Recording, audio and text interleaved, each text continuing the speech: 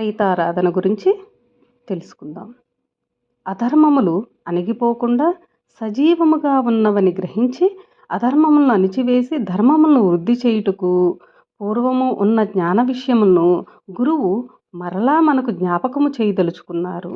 అందువలన గురువు త్రైతారాధన అను గ్రంథములో వ్రాయబడి ఉన్న 3 ఆరాధనలు దేవతారాధనలు కావని, దేవుడు గీతలో తెలిపిన 3 యోగముల సారాంశమే త్రైతారాధన అని తెలియవలెను. త్రైతారాధనను ఆచరించిన వారు 3 యోగములను ఆచరించినట్లు అగును.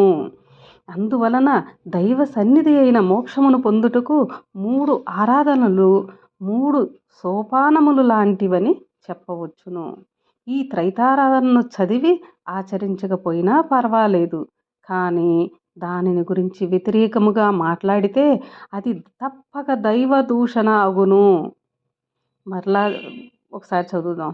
ఈ త్రైతారాధనను చదివి ఆచరించకపోయినా పర్వాలేదు, కానీ దానిని గురించి వ్యతిరేకముగా మాట్లాడితే అది తప్పక దైవ దూషణ అగును.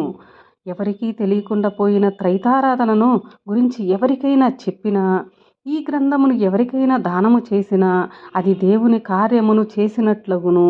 అదే నిజమైన దేవుని సేవ అగును. కేవలము త్రైతారాధన మాత్రము జ్ఞాన ధనములను అందించి దేవుని యందు ఐక్యము చేయగలదు. త్రైతారాధన కాకుండా మిగతా ఆరాధనలన్నీ కర్మలను కలుగు చేసి జన్మలకు పంపునవై ఉన్నవి.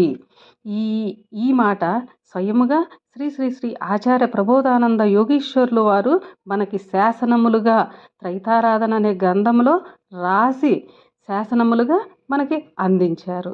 ఇది స్వామివారు రాసిన త్రైతారాధన గ్రంథంలో మాత్రమే ఉన్నది. ఇది గ్రహించగలరు.